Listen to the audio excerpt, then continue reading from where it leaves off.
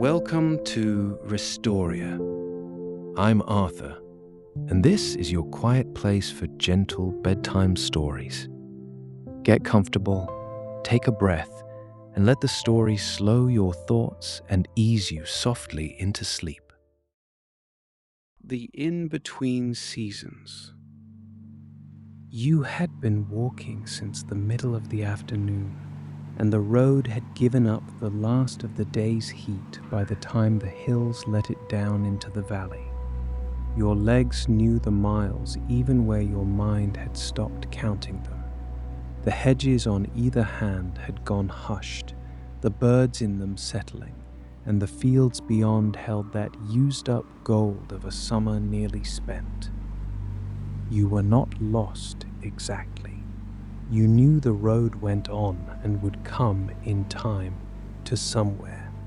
You only did not know how far, and the not knowing had stopped troubling you a while back, around the last stile, when your feet took over the walking and let the rest of you be. You shifted the pack on your shoulders as you walked, that habit a walker gets, easing the straps a finger's width to move the ache from one place to another. It was not heavy, your pack, but a light thing carried far enough becomes a heavy one, and you had carried this one far.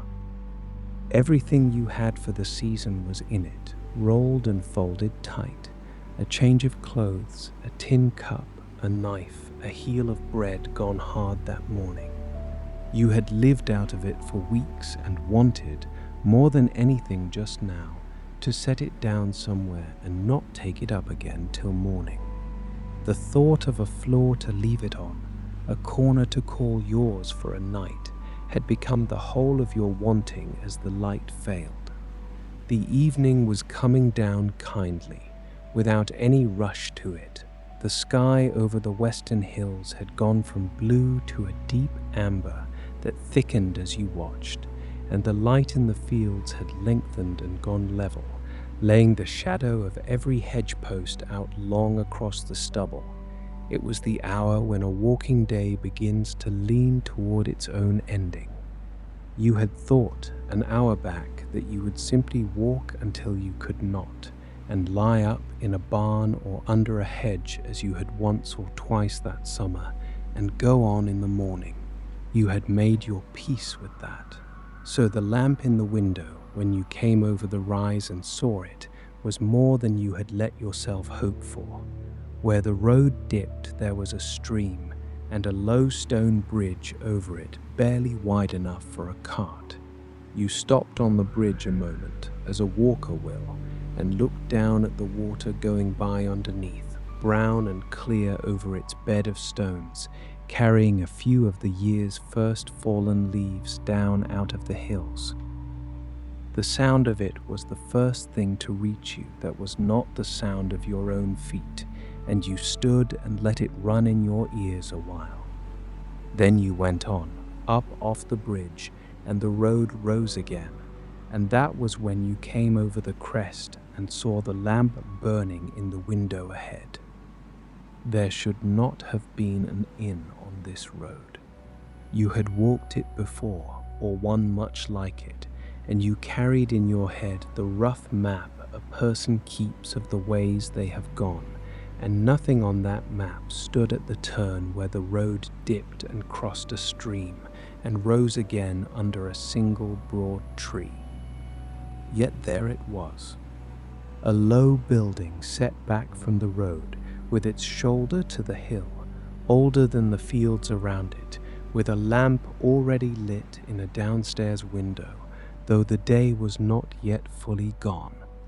You stopped and looked at it, and it did not go away, and after a moment you went on toward it, because it was there, and you were tired, and that was reason enough. The tree that stood over the inn was the first thing you truly looked at. It was a great old thing, wide as the house was wide, and one whole side of it had turned already to the gold and rust of autumn, while the other side held its summer green, as though the season had come across it during the day and had not yet finished the crossing. A few of the turned leaves had let go and lay on the roof and along the path. The green side stirred in a last breath of heat coming up off the fields, and the gold side hung unmoving in the cooler run of air off the hill. You had never seen a tree do both at once. You did not think just then to wonder at it. You only saw that it was beautiful and went in under it toward the door. You only saw that it was beautiful and waiting for coming slowly. You had never seen a tree do both at once. You did not think just then to wonder at it. You only saw that it was beautiful and waiting for coming slowly. The greeniest of grey peds that made their faces great or know their creasing, seemed the forks and the crackles, didn't seem to be hondigal in pure gratitude. Door was low and dark with age, and the larch was a plain iron thing worn bright where 1,000 thumbs had pressed it. You pressed it too. The door gave inward without a sound, no creak in it anywhere, as though the hinges had been kept oiled against exactly this arrival. The heat of the room came out to meet you, and the smell came with it from the openest perspective. Melissa, who kept the inn, came through from a room at the back, wiping her hands on a cloth at her waist, and she looked at you as though she had been expecting you and had only lost track of the hour. She was not young, and there was flour on her forearms, and she wore her sleeves pushed up. She did not ask your name. She did not ask where you had come from, or where you were bound, or whether you had the means to pay, or any of the things a keeper of an inn might ask a stranger come in off the road at dusk. She only looked at you and read the tiredness in you as another might read the weather, and nodded once to herself as if that settled the matter. She crossed to you and took the bag from your shoulder before you had thought to give it, and set it on a bench near the fire where you could see it.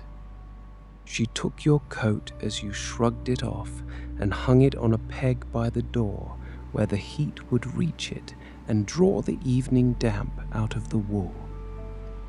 Then she put a hand on your arm, lightly, and steered you toward the chair nearest the hearth, the one with the most worn cushion, the one you would have chosen if you had been let to choose. You sat.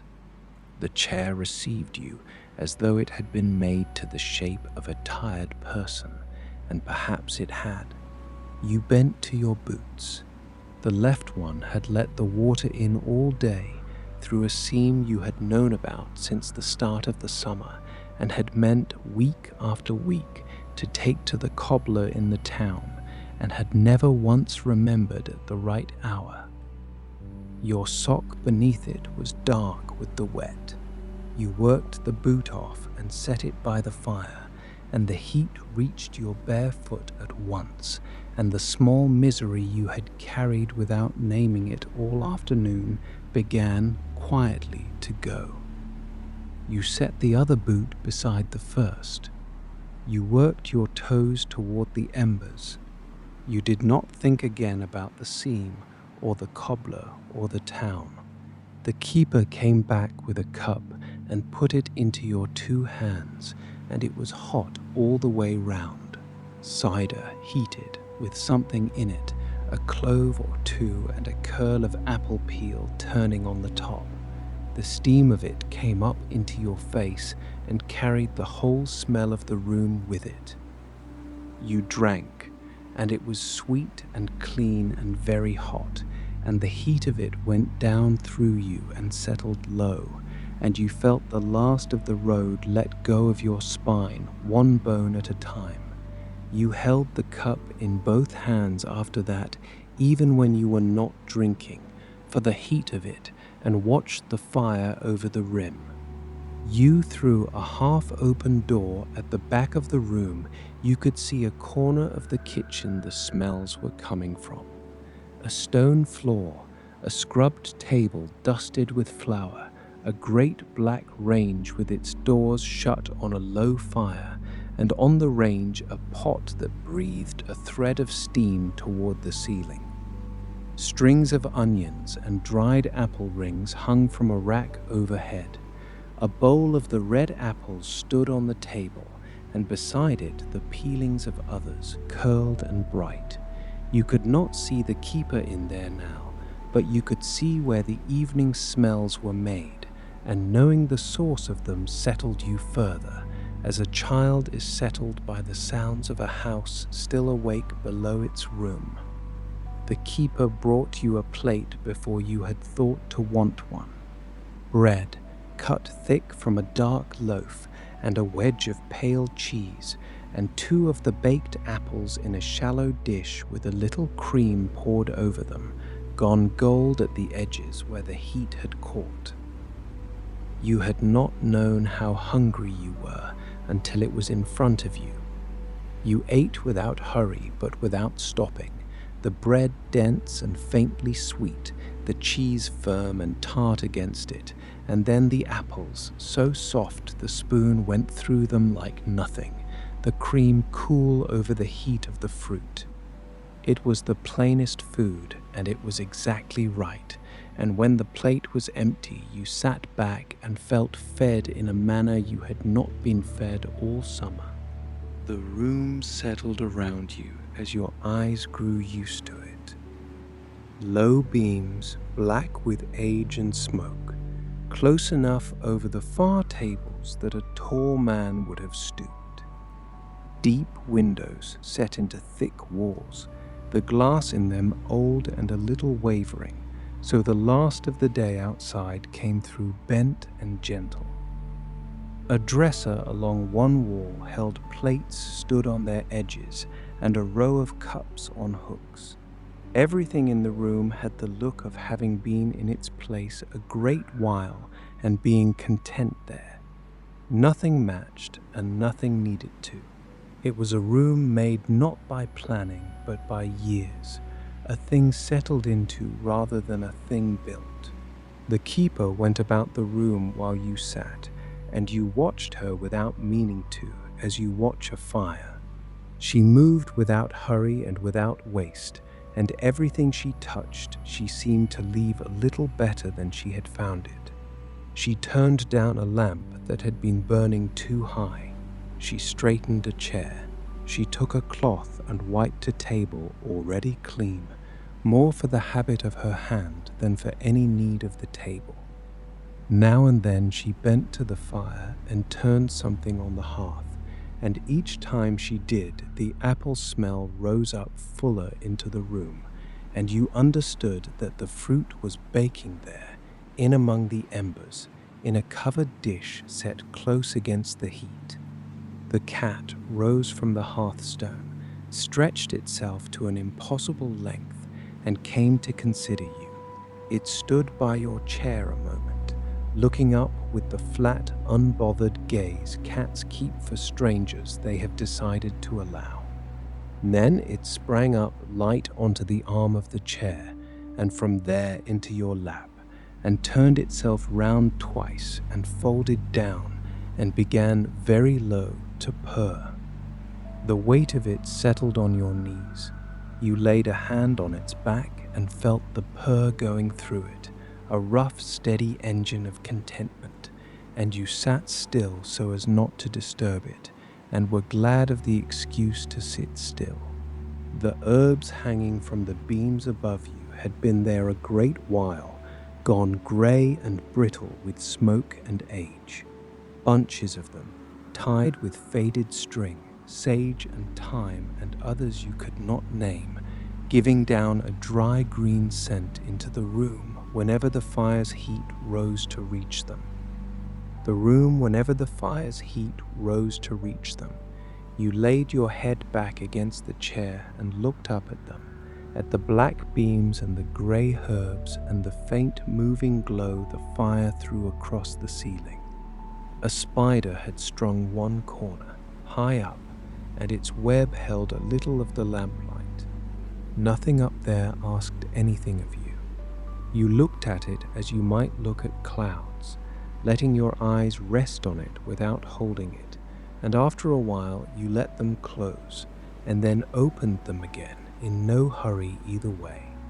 There was one other traveler in the room, over in the far corner past the fire, and he was asleep.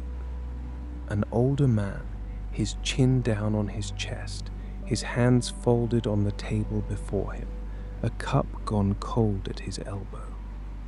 He did not stir. The keeper passed him more than once and did not wake him, only drew his cloak up a little where it had slipped from his shoulder and let him be. You found you were glad of him there, not for any word, for none passed between you, but for the plain company of another person at rest in the same lit room, the two of you, and the cat and the keeper and the fire, and no call on any of you to be anything but where you were. After a while, the keeper came and stood by your chair, looking into the fire with you, and she spoke, and her voice was low and easy, pitched for the room and no louder. "You can stay as long as the week holds," she said. You did not know what she meant by the week, and you did not ask, and she did not explain it then. She let the words sit in the heated air a moment, and then she moved off again toward the back, and you were left with them.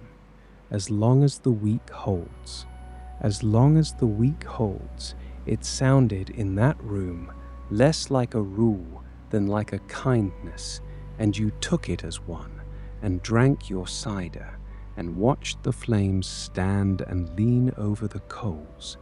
The heat of the fire had reached all of you by now, front and side, and it had begun that slow work heat does on a body that has been cold and walking, the loosening of the held places, the letting down of the shoulders a person does not know they have been holding up. You sank a little further into the chair. Your hands, curled round the cup, had stopped their aching. Your feet, near the embers, had dried and were glowing faintly with the heat. Somewhere at the base of you the day was ending, mile by mile, and you were letting it end, and there was a great plain sweetness in the letting. The keeper knelt to the fire and laid a fresh log across the embers, and for a moment the flames sank under it and the room dimmed, and then they found the new wood and climbed the sides of it, and the glow came up again brighter and threw everyone's shadow out across the floor. She stayed a moment on one knee, watching to see the log take, the poker loose in her hand. Then she rose, satisfied, and set the poker back on its hook. The fire cracked and spat once as the sap in the new wood caught, and then settled to a steady burning, and the heat of it rolled out across the room and reached you again where you sat. Once you looked up from the fire and out through the nearest window at the great tree and saw that it had filled with birds. They had come in to roost as the light went, dozens of them, little dark shapes settling along the branches of both the green side and the gold, shuffling and resettling and going quiet by degrees. You could not hear them through the thick old glass. You only saw them arrive and arrange themselves and go quiet, the whole tree gathering its birds in for the evening, as the inn was gathering in its people. And then the last of them tucked itself away, and the tree stood dark and full and unmoving against the last of the sky. You could not heat, and the food and the miles had begun between them to make you heavy in the good way. Your eyelids had taken on a weight of their own, and you let them come down when they wanted, and pushed them up again only because there was so much worth the looking at. Your head had settled back against the worn top of the chair. Your hands lay open in your lap now, the cup set aside. You had stopped somewhere in the last while, being a person who had walked a road and become simply a person sitting by a fire, which is a smaller and a kinder thing to be. Outside, past the wavering glass, the day was going. You could see the one broad tree from where you sat, its turned side and its green side, and beyond it the field running off toward the dimming hills. The light out there had gone from gold to a deep amber and was beginning its long slide toward blue, and the heat that had lain over the fields all day was thinning, and the first cool of the coming autumn was moving down off the hill and pooling in the low places. You were on the right side of the glass for it. The cool was out there, and the fire was in here, and the little deep window held the one off from the other, and you sat by the flames and watched the cool come down. The road you had been walking would still be there in the morning, and you would take it up again, and it would lead you where it led. But for this evening it had let you go. You could feel the difference in your own body, the walker's forward lean gone out of you, the readiness to rise and go on that a traveler carries even at rest finally set down. You were not going anywhere, not for hours, not until the morning at the very soonest, and maybe, if the keeper meant what she had said, not even then. As long as the week holds. You had a whole borrowed stretch of time in front of you in which nothing whatever was required, and the size of that was only beginning to reach you. The tiredness in you had changed its nature. On the road it had been a heavy, dragging thing, a thing you pushed against with every step.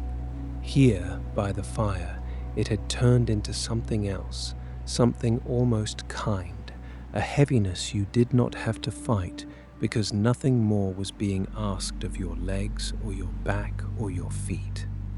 You sank into it as you had sunk into the chair.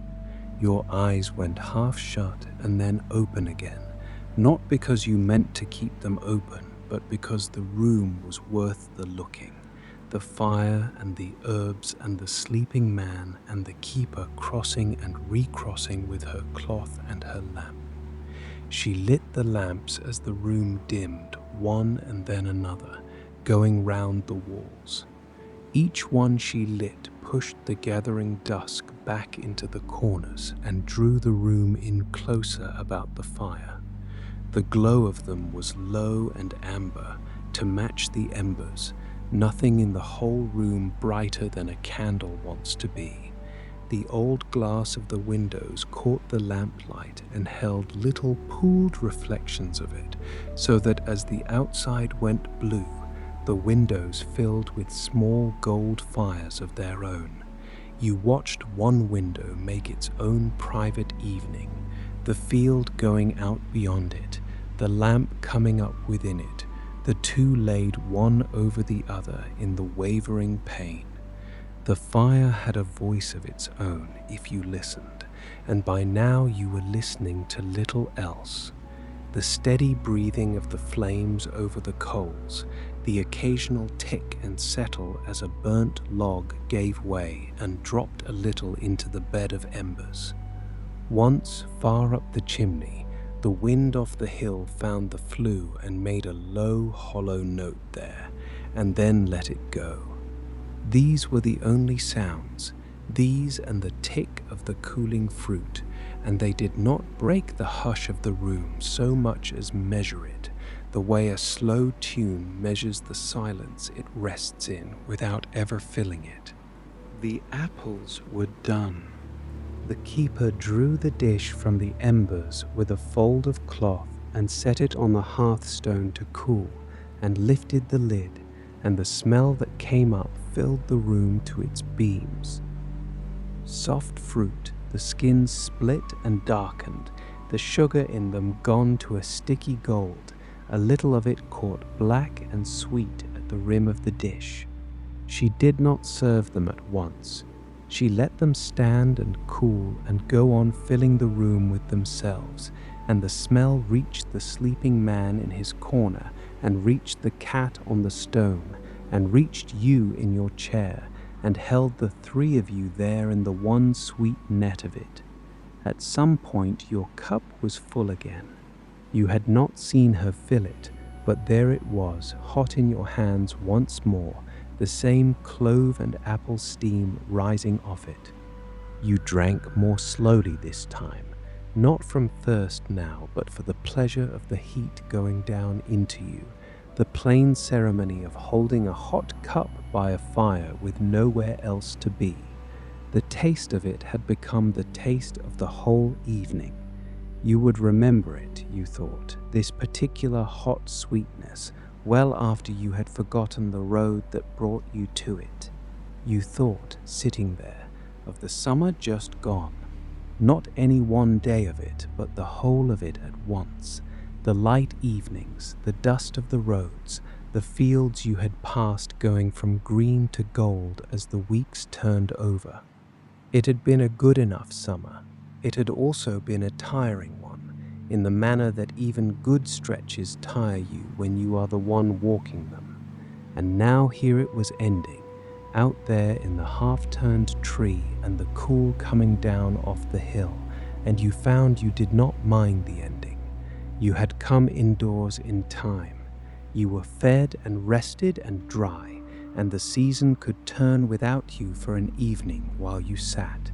There was no clock in the room, you noticed, and no sense of one being wanted. Nowhere a tick, nowhere a face with hands creeping round it, nothing to tell you the hour or to remind you that hours were passing and would have to be answered for.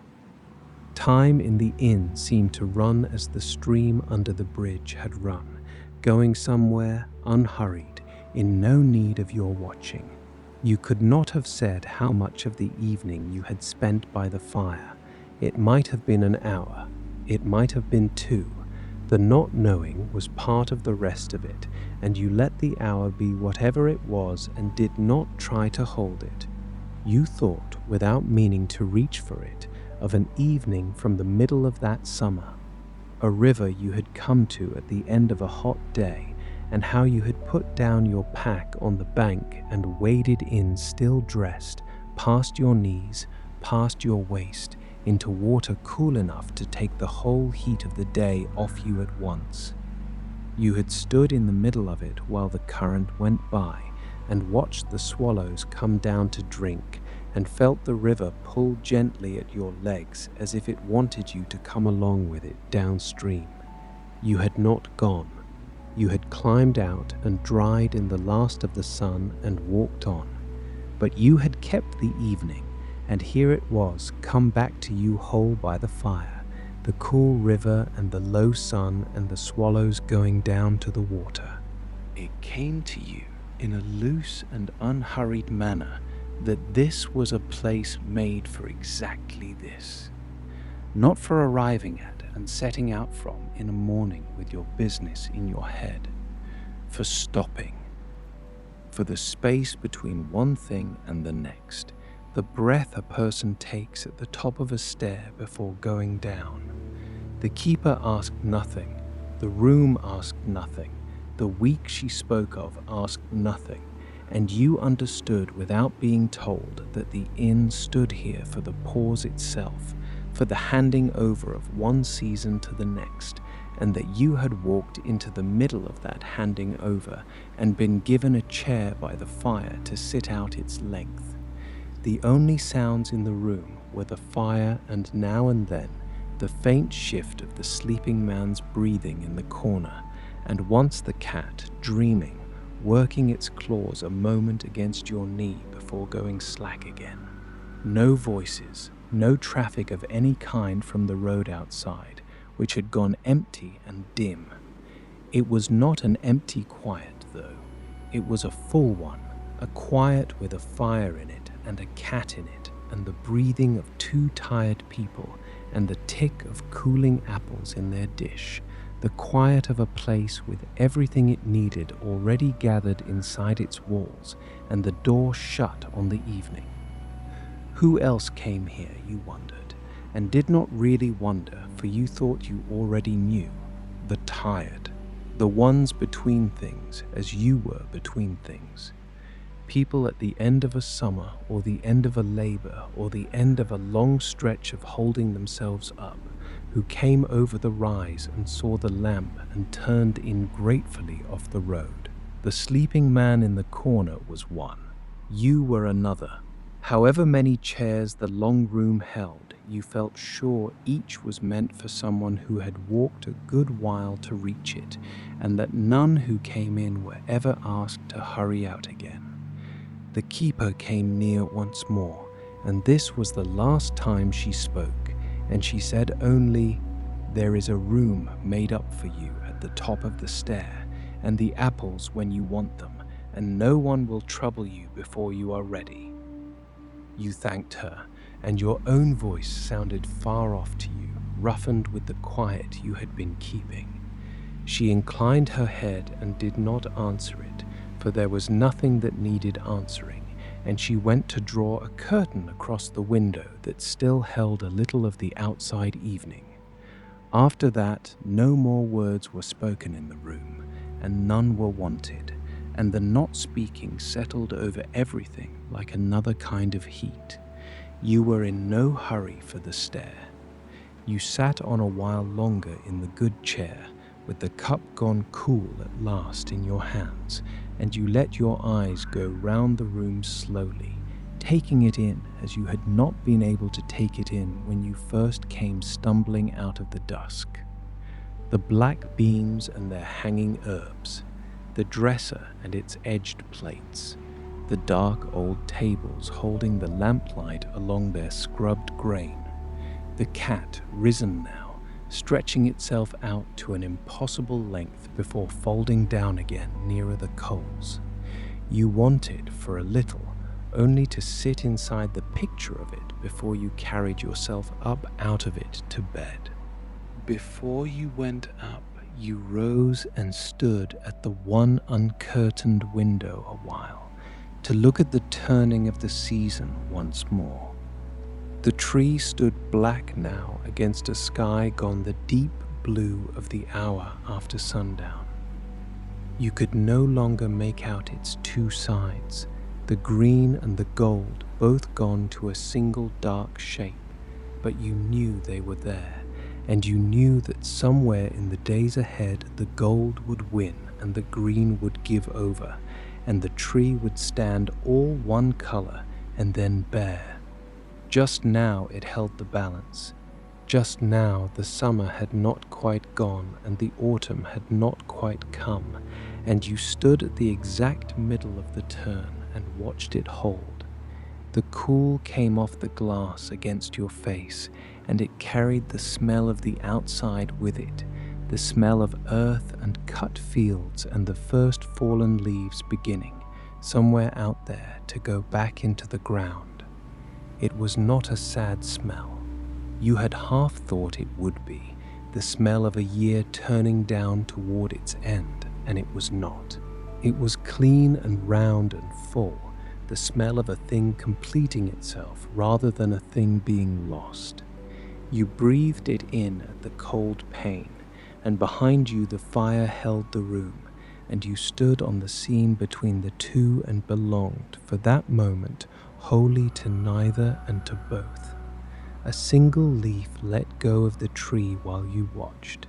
You saw it come away from the gold side and turn over once in the settled air and go down out of sight below the window. Just one. The rest held on. It was not the falling of the leaves yet, only the very first of them, the one that goes before the others, as if to see whether the ground below is ready. You watched the place where it had gone, and no other followed it, and after a moment you let out a breath you had not known you were holding, and turned back from the glass toward the fire and the stair that waited at the side of the room. Each stair was narrow and turned once, and each tread had been worn into a shallow dish by the feet that had gone up before you, so that your own feet found the low place in every step without your looking down. A candle had been left burning in a holder on the sill of the little window at the turn to light you up, and you took it as you passed. The flame of it leaned and steadied as you moved. Up you went, one worn tread at a time, the sounds of the room below going fainter behind you, the crackle of the fire, the shift of a settling log, the small noises of an old house drawing in for the evening. At the top of the stair, a short landing ran under the slope of the roof, with 2 or 3 plain doors along it, all shut but the one that stood ajar for you, with a faint glow behind it. A square of old carpet lay on the boards, worn to its threads down the middle where feet had crossed it. On the wall hung a picture in a dark frame, a painting of a harvest field so faded you could barely make out the sheaves, and you paused before it a moment with your candle and could not tell if it was morning or evening in it, and decided it did not matter, and went on to your door. The other doors stayed shut. Behind one of them, perhaps, the old man from the corner had already been shown up to his own rest. The room at the top of the stair was low under the roof, with a bed that near enough filled it, and a chair, and a window set into the slope of the wall, with the deep blue of the outside pressed against it. There was a bowl of apples on the sill, red ones, plain and cool and real. There was a quilt on the bed, a heavy one, pieced from 100 scraps of old cloth in colors gone gentle with washing. There was a fire in a small grate, burning low, laid by a hand that had known you were coming. You set the candle down, you stood in the middle of the little room and felt it fit around you like a held breath. The bed had been turned down for you, the heavy quilt folded back to show sheets of coarse, clean linen. When you leaned to set the candle on the little table beside it, you caught the smell of them, of soap and of the outdoors, of linen dried in wind and sun and folded away with a sprig of something dry between the folds. Lavender, maybe, or only the smell of keeping. It was the smell of a bed made ready by someone who took care over the making, who had shaken and smoothed and turned this bed down for a stranger they would not see arrive, and the care in it reached you as much as the heat of the grate did, and you stood over the turned-down bed a moment simply grateful. You went to the window because you could not help it one more time. The room looked out the same way as the room below, over the tree and the field and the hills, and from up here you could see further, the whole valley laid out going blue, a last pale band of the day still lying along the western rim and fading even as you looked. Then while you listened to its quiet breaking, you noticed something resonating in the oversized wind hat. A first star had come out over the hills. Then, while you watched, a second. The tree stood between you and them, its topmost branches just below the sill, near enough that you might have reached out and touched the nearest leaves, the gold ones, curled and ready to go. For a while, you simply stood at the little window with the candle behind you, watching the valley settle. Here and there, far off, a point of gold showed where another house kept its own lamp, one and then another going out as you watched, the countryside putting itself to bed field by field and farm by farm. No sound came up from any of it. The stream you had crossed ran on somewhere below, out of sight now, carrying its leaves down toward wherever streams go. The 2 stars over the hills had become a scattering, and the scattering awash, more of them every moment you gave to the looking, until the whole sky above the valley was thick with them, and you had to lean to the glass to take it in. You undressed without hurry in the low glow of the grate, letting the heat of the little room reach your tired skin. Your feet had dried and eased and no longer ached. You drew back the heavy quilt and got in under it, and the weight of it came down over you all at once, and it was a weight that felt less like a covering than like a hand laid flat across your back, holding you gently to the bed. The sheets were cool for a moment and then were not. You lay on your side and drew your knees up and let the quilt settle into every hollow of you, and the bed took your weight as the chair below had taken it, completely, asking nothing back.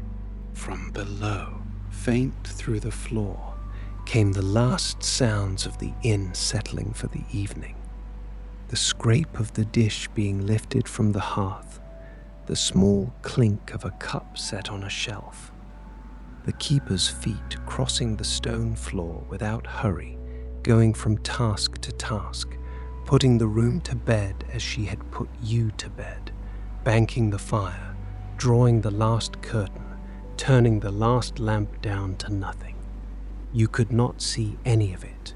You only heard it come up gentle through the boards beneath you, and each sound was a thing being finished, a thing needing no more of anyone, and one by one they came, and one by one they ceased. The fire in your own grate had burned down to a low bank of embers, the same deep glow as the great fire below, only smaller, only nearer. It threw a faint color up onto the sloped ceiling above you, a moving color, brightening and dimming as the coals breathed. You watched it from the pillow. The beams of the low ceiling ran across just above your head, close and old and dark, and the ember glow moved on them, and it was like lying under the hull of a boat drawn up safe on a shore, the whole house turned over you to keep the weather off. Beyond the window, the season went on turning without you, and you were glad to let it. The cool deepened over the valley. The one fallen leaf lay somewhere on the path below, and the others held to the tree, and the stars came out one after another over the dark hills, more of them than you could have counted had you tried, and you did not try. You lay easy under the pieced quilt and let the turning happen out there beyond the glass. Summer on one side of the dark, autumn on the other, and you here in the seam of it, in a room that would not stand come the far end of the week, held for now in the exact middle of the year's slow breath. The smell of apples had come up the stair with you and was in the room still, faint now, threaded through with wood smoke and beeswax and the clean, cool breath off the window. It was the smell you had come in on hours ago when you pressed the worn latch and the door gave inward. It had not left you the whole evening. It was the thread that ran through all of it, the road and the fire and the cider and the turning tree, and it was here at the end of it too, laid over your pillow, going down with you into the heat of the bed. You breathed it in. You breathed it out. The bowl of red apples sat cool and real on the sill and asked nothing of you. Your thoughts had begun to come apart in the good manner, the loosening that comes when the body has been let all the way down at last. They stopped being about anything. The road you had walked, the miles, the seam in your boot, the far town with its cobbler, all of it had gone from your mind without your noticing it go. What was left was simpler, the weight of the quilt, the low color of the coals on the beams, the apple smell, the faint turning of the season at the glass. These were not thoughts anymore so much as things you were resting among, and there was nothing in any of them with an edge, nothing that asked to be answered or solved or carried one step further. You reached out and pinched the candle on the little table, and its flame went with a thread of smoke and the small smell of a snuffed wick. Now the only glow in the room was the grates, low and red and near. You settled back into the pillow, and the dimness came in gently around the edges of the room. Not a thing to mind, only the room drawing its own curtains, the beams overhead fading into it, the window a paler square where the stars stood. You let your eyes rest on that paler square, and then not even on that. The house had gone entirely quiet below you now. The keeper's feet had stopped their crossing. The last lamp was out. The old man in the corner slept on, and the cat slept on the hot stone, and the fire in the long room was banked down to hold its heat till morning, and somewhere the keeper herself had gone to whatever rest she took, having seen the whole house down into the evening before she went. You were the last awake, and only barely, and you felt the whole building around you gone over into rest, the beams and the walls and the worn stairs and the sleeping guests, the whole of it breathing slow together in the deep blue middle of the turning week. The coals in the grate settled with a small sound and sank, and the color on the ceiling above you dimmed by a shade. You felt your breathing go long and even without your asking it to. The quilt lay heavy and kind along the whole length of you. The pillow held the apple smell. Beyond the glass, the cool held the summer off from the autumn one more night, and the stars stood over the black shape of the tree, and the one-turned leaf lay on the path below, and none of it needed a thing from you now, and you gave it nothing, and that was right. The last flame in the little grate leaned down into the coals and did not rise again. The color on the beams faded to almost nothing, a dull red breathing in the corner of the room. The apple smell lay gentle on the pillow. The weight of the quilt lay gentle along your back. Beyond the window, the tree held its leaves, and the stars held their places, and the cool air moved down off the hill without a sound, and inside, under the low old beams, in a room that held you like a cupped hand, there was only the faint breathing of the fire going down, and the smell of apples, and the heavy quilt, and the slow turning of the year going on beyond the glass, while you lay easy beneath it at last.